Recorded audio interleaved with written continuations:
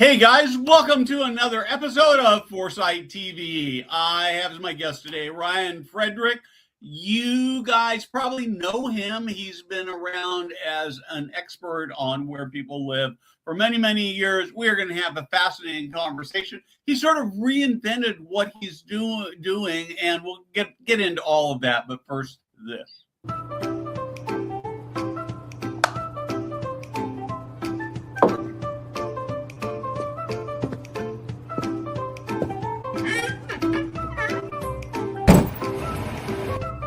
Hey guys, Steve Moran here.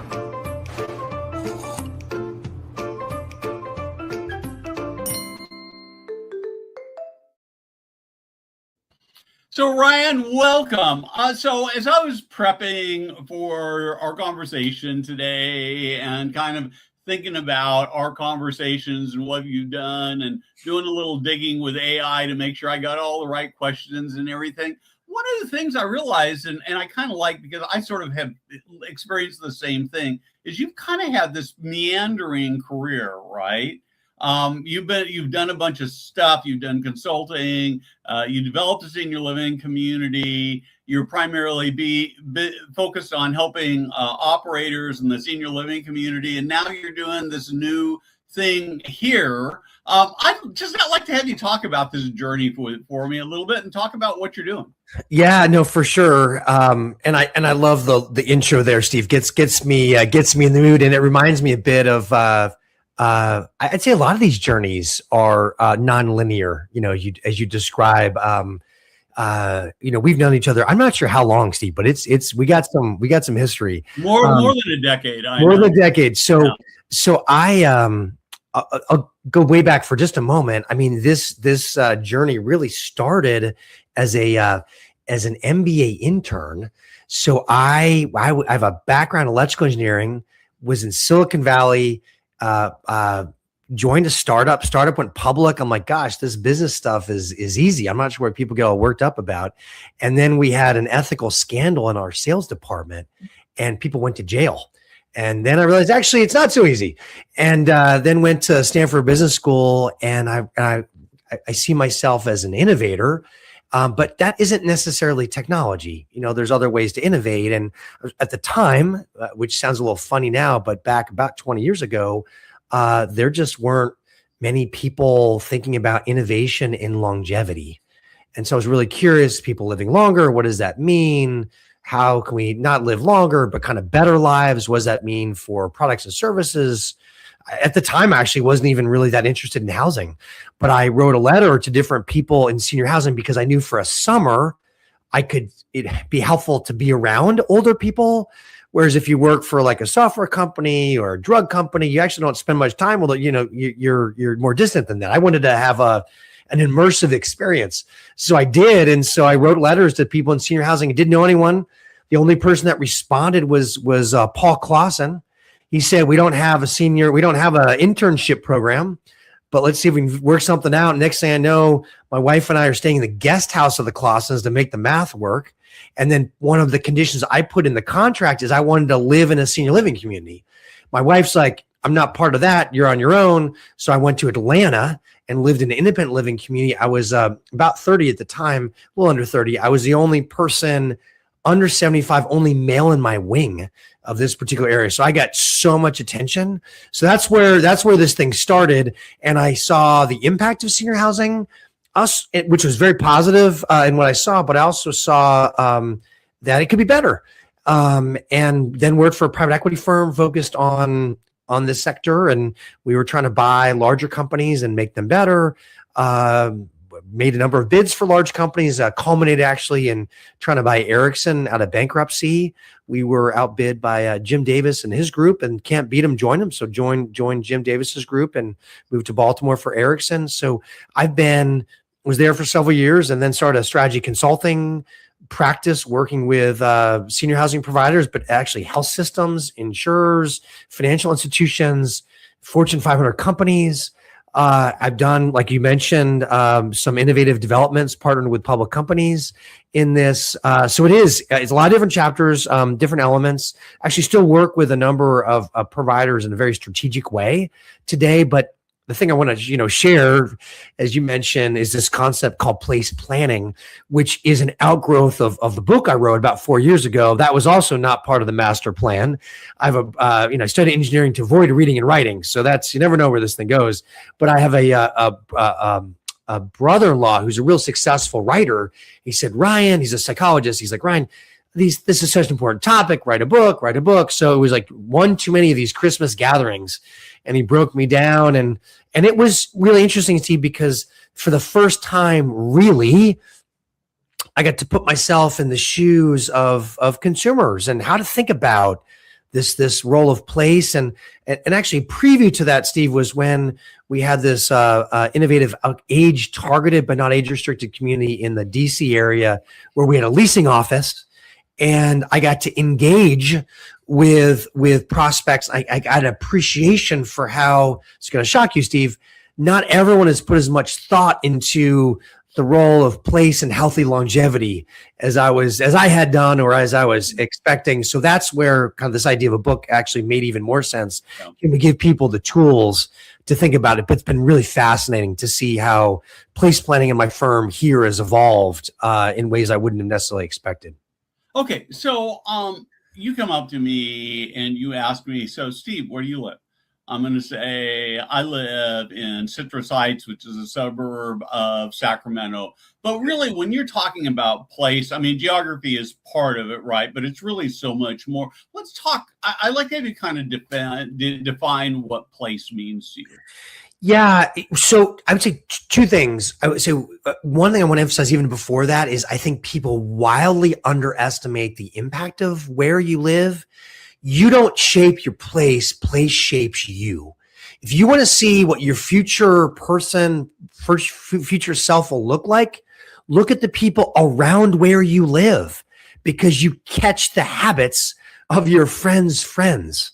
We moved from Baltimore to Austin, Texas about 7 years ago. This is a small example, but I didn't eat breakfast tacos in Baltimore. Well, it's a pretty regular thing now here in Austin, but like you adapt to what the culture is around you. So if you're in a healthy culture or whatever culture it is, you become more like the people that are there.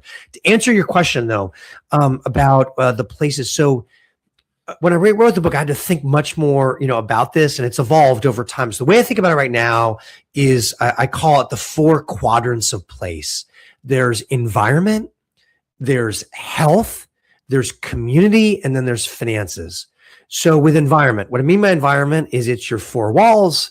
So your physical dwelling, when you go on to Zillow and you see the man cave or the professional kitchen, like those are not insignificant, attributes, but that's just within your physical dwelling. It also is your block, your neighborhood, in your case, your metropolitan area of Sacramento or the county, state. All of these things comprise your physical place. You get impacted by all of that. And on the health side, where you live shapes your health. Like how active you may be or desire to be gets impacted. Are you in a walkable area? Are you in a place where the weather is conducive to being physically active? What's the quality of the air? Noise pollution, access to a healthy diet, healthcare. This is very significant. On the healthcare side, you're seeing more and more shifts now where, particularly in rural areas, the amount of quality healthcare available to you is getting those resources in many places are being pulled away from those areas to other spots. And as you think about a spot where you might thrive from a healthcare perspective over time, it's a moving target. So a lot wrapped up in health. And then community, which in my opinion, actually I think is the most important one, is where you live shapes your relationships. It shapes your close ones. It shapes your secondary and tertiary ones. Some places you can find your people. Some places you can't find your people for various reasons. In the context of senior housing, in some spots, if your people aren't there, it's not the right place for you. In other places, you might be socially isolated or lonely. Senior housing, if you can find your people, could be a perfect anecdote. As you've seen, I'm sure talked about with some of your other guests, like the Harvard longitudinal studies going on for 80 plus years. They found that the biggest correlator to being thriving in your 80s Wasn't your wealth, wasn't your career, wasn't your genetics. It was the quality of your friendships in your 50s and 60s. And then the fourth and final quadrant is finances. Are you in a spot where you are financially well? Can you sustain your finances, through places? It's not just whether you own or rent. It's thinking about the full cost of living, where you are. And all of this gets more complicated in the context of more people living probabilistically to 100. This idea of a century life is going to be less fantasy and more likely than it's been in the past. So if you're off on any one of those four areas, Steve, maybe you love your physical dwelling, you love your man cave, but you don't have any friends, that's a concern. Maybe you're like financially in good shape as you go through it, but it turns out it doesn't push you in a way to be physically healthy the way you want. That's a problem. So place is multidimensional. It's really important that we think about it that way. Wow, you've got so much. You got my head spinning here on so many things. I think about healthcare access. So I'm 71. My dream place to live, if I could go any place in terms of the environment and sort of the culture and everything, would be someplace along the Northern California, Mendocino wild coast. Yeah. I will never retire there. Yep. And for one reason, and that's that they have crummy healthcare. And it's not, what's there may be good, but it's just the access is very limited. And as I get older, I'm going to need more of that. And I would never make that move. And the other thing, sort of, as I look at my own life, as I moved to this place in Sacramento, I've had probably the best house I've ever lived in. It fits my lifestyle. I've got 10 chickens, 3 dogs, 3 cats, half-acre lot, garden, all that stuff. But I've never lived in a place where it's been harder to find friends. And so this is the part that I want to really focus on a little bit.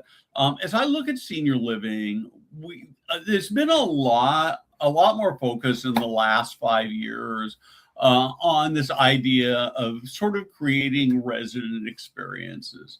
But it's mostly like, learning to paint, going to shows, traveling, fine dining experiences. But the thing I've come to realize is that as I get older, my circle of friendship shrinks. Some of it's because people are passing away.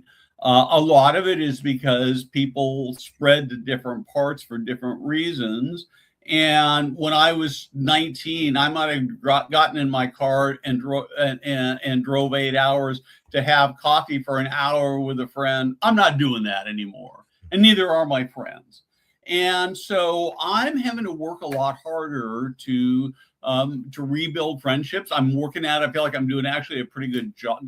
I actually took up golf primarily because it turns out it's a great way to meet people. Yeah. And so I've got these 2 guys that I met on a golf course and we're playing with them on a regular basis. But it seems like senior living misses this. Well, there's so many layers to this, Steve. I think that it's been really fascinating seeing people of senior living age and stage roll their sleeves up on place planning. So I want to come back to that. But to answer your specific question, I put a lot of thought into this. I think when we talk about like resident experience, that term, and we talk about when the industry talks about hospitality, in some regards, I think it's doing itself a disservice. And the reason why is because, first of all, it's an extraordinarily high bar. Like, which community can be the Four Seasons every day to people that live there, 24/7 for years? That no one can do that. But more importantly, when you think about like neighborhoods that thrive, when neighborhoods thrive, it isn't necessarily because the government's heavily intervening and saying, oh, you want that? We'll give you that. Oh, you want this? We'll get it. No. People roll their sleeves up. Like it's individuals taking agency in the culture of their block, their neighborhood. It's the block parties.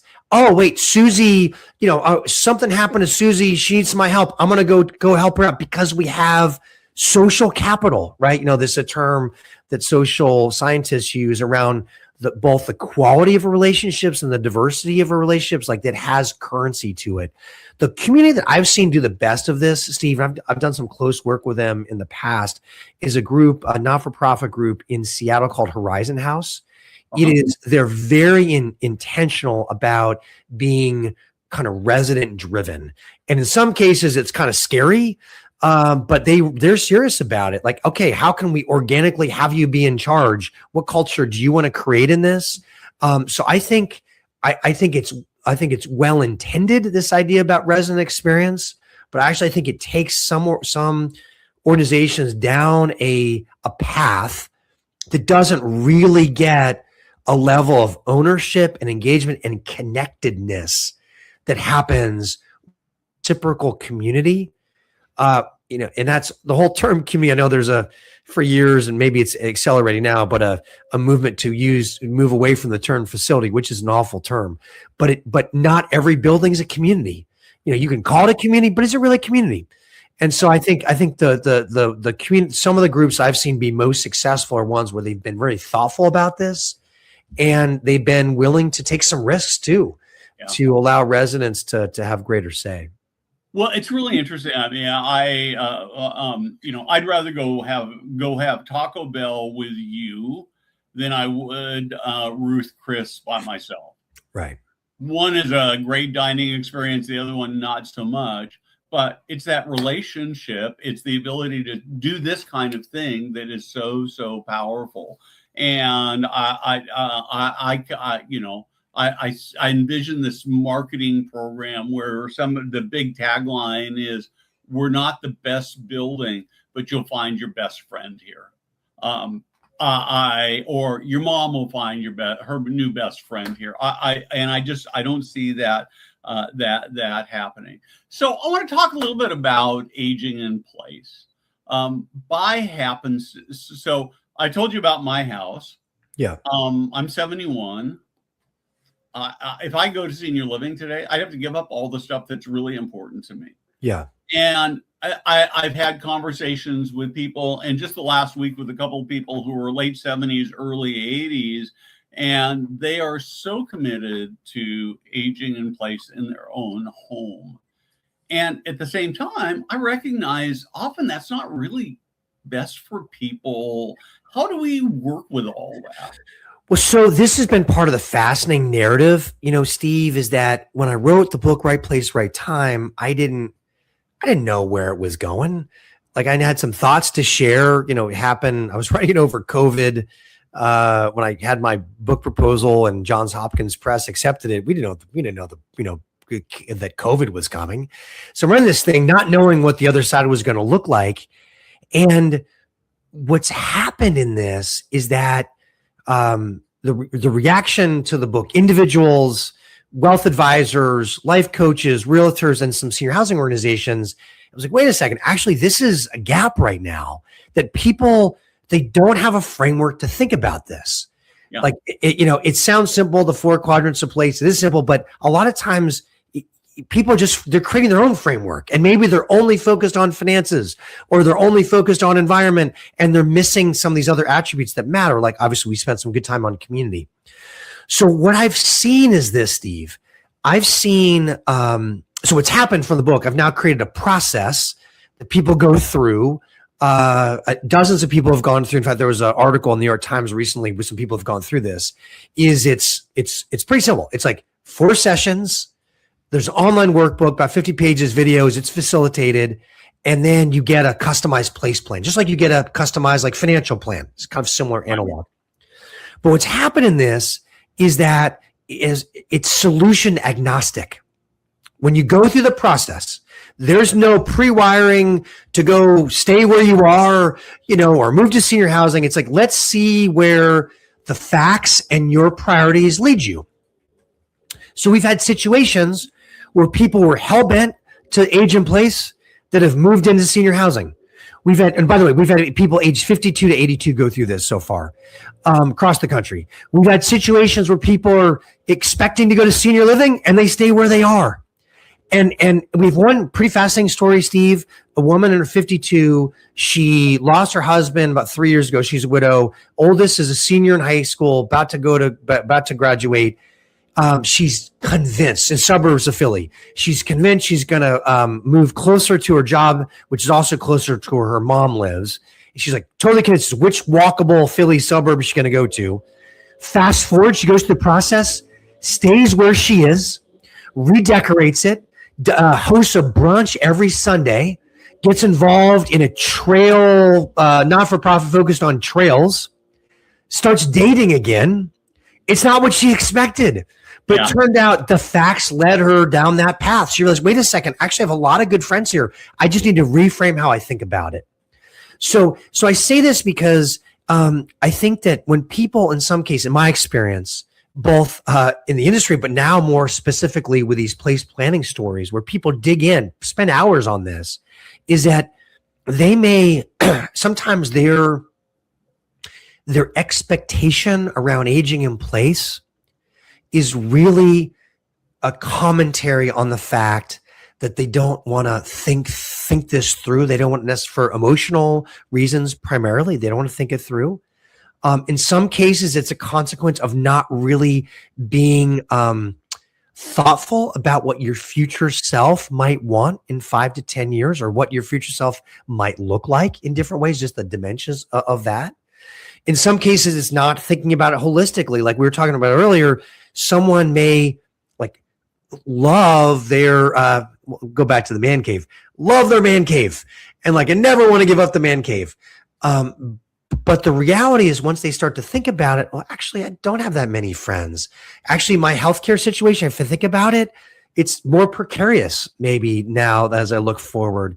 And so if you start to focus more on health span than necessarily like lifespan, I know there's a lot of talk about it, but focus more on health span, you start to come up with maybe a different set of options. In fact, last point on this is that the process of created, it forces people to go through 3 scenarios. One, where you have to stay where you are and make it better, renovate, reach out to friends, be more active. A second scenario where you have to move and you have to leave your metropolitan area. In your case, you're leaving Sacramento. Where are you going? And then you have that place, you think about it, you talk about the pros and cons in that 4 quadrants place. And the third one is a wild card. You're moving, but you may stay, in where you're in your current metropolitan area. By forcing people it creatively, in a glass half full way to think about these different scenarios, it opens up their eyes to possibilities. So when people say, I want to age in place, of which 85% do, but less than 15% have done anything related to it, they start to realize like, oh gosh, actually there are other scenarios which actually might be better for me. And the last piece on this, which has been fascinating, some of these people like in their early 80s, late 70s that have gone through it, you might think, oh gosh, this could be like a depressing conversation.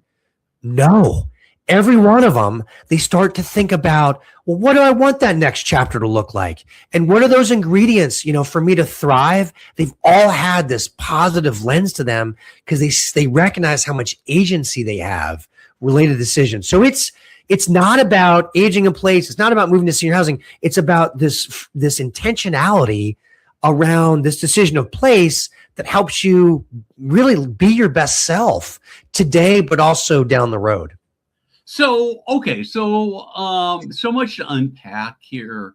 But but what happens to this? So let's use this lady that you talked about that completely reoriented. What happens when she turns 80? Yeah. Okay. So that's going to require a shift, probably. Okay, so one of the things I talk about, Steve, is that there is no such thing as the perfect place. And if there is the perfect place, it's there for like a fleeting moment because people and places change. Right. So if you go in and it's funny, when I hear people write about like the forever house or it comes up in places, I hate to break it to you, there's no such thing as the forever house. If there is the forever house, you are implicitly you are open to the fact that you will have scenarios where you might struggle mightily to maintain your forever house for various reasons. So I think it's in some ways it's like a financial plan, Steve. Like markets change, needs for liquidity changes. You don't do a financial plan once and then you're done with it. Same with place planning. You it's an ongoing thing. You're not updating it every day, but there are transitions in life that come up. There's changes in mindset. There's climate change considerations for certain markets that weren't there before that you factor in. So it's really, I hate to break it to you, but it's an ongoing thing.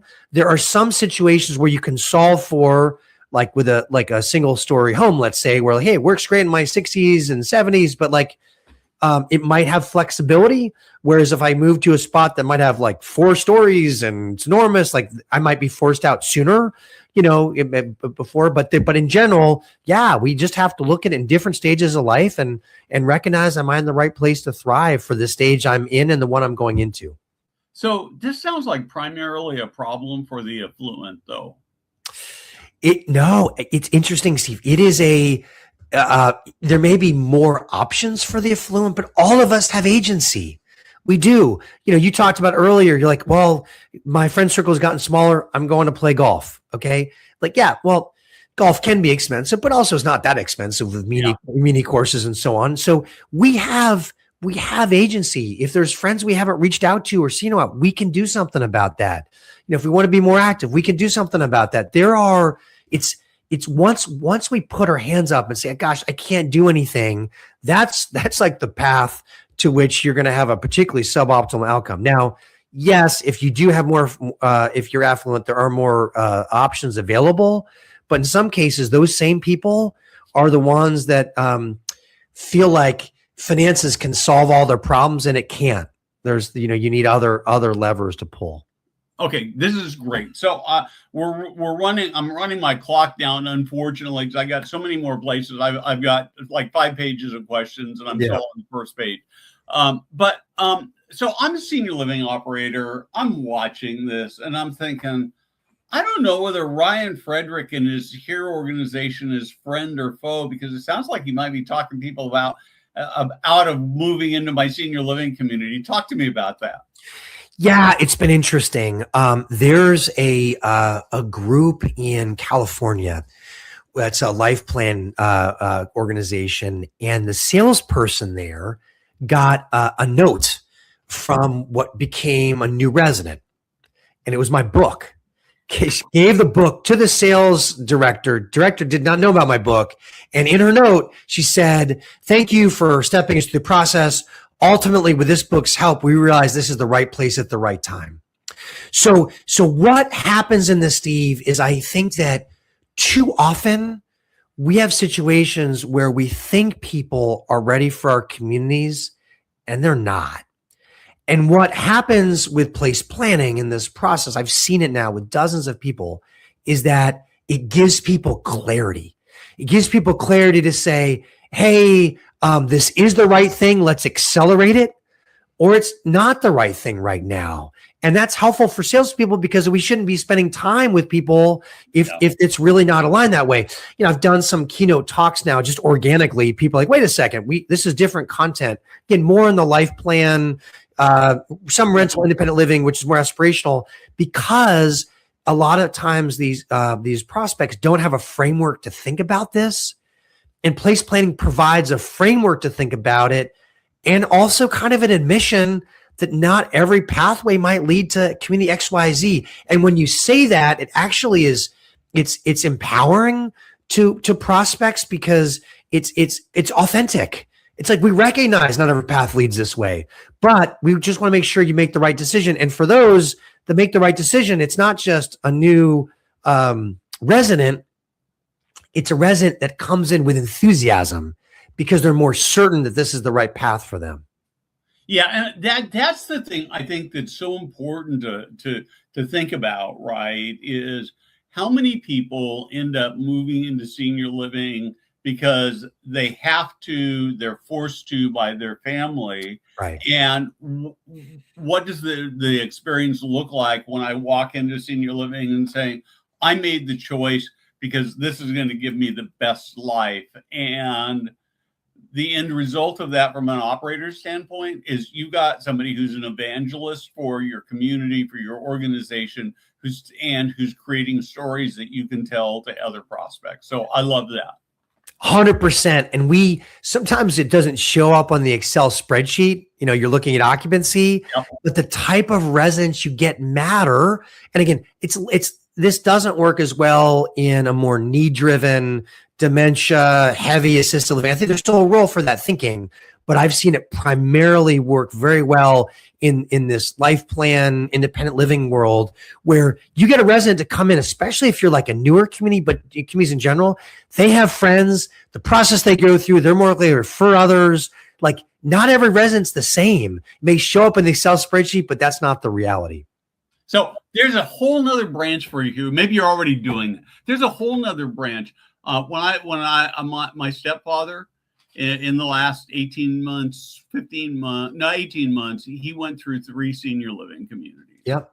And we just made mistakes along. I don't know, they were parts of the journey. But so many times, I, as somebody who's an expert, didn't really understand how to make those decisions. I see my dog sticking his nose out in the background there.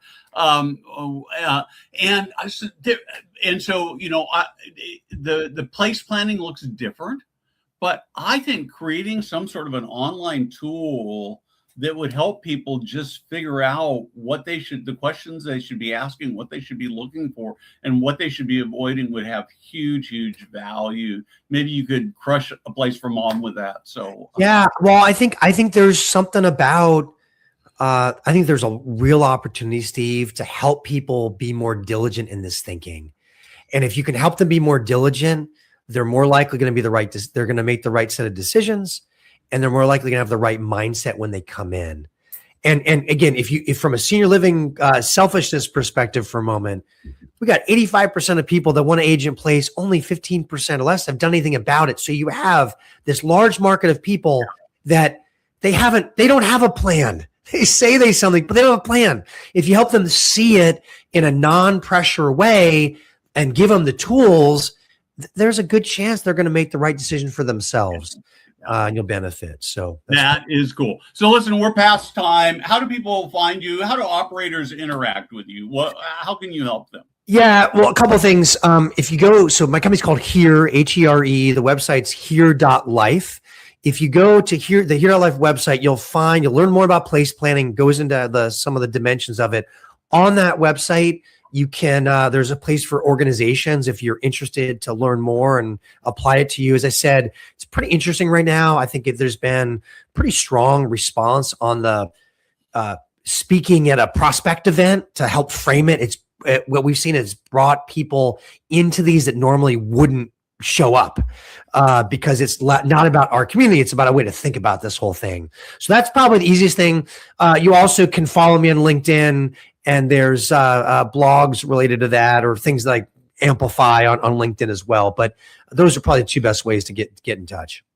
Ryan, this is really terrific. I wish we had more time. I was going to have you help me figure out what I should do with my life and on live stream, but we don't have time to do that. So maybe we'll save that for another time.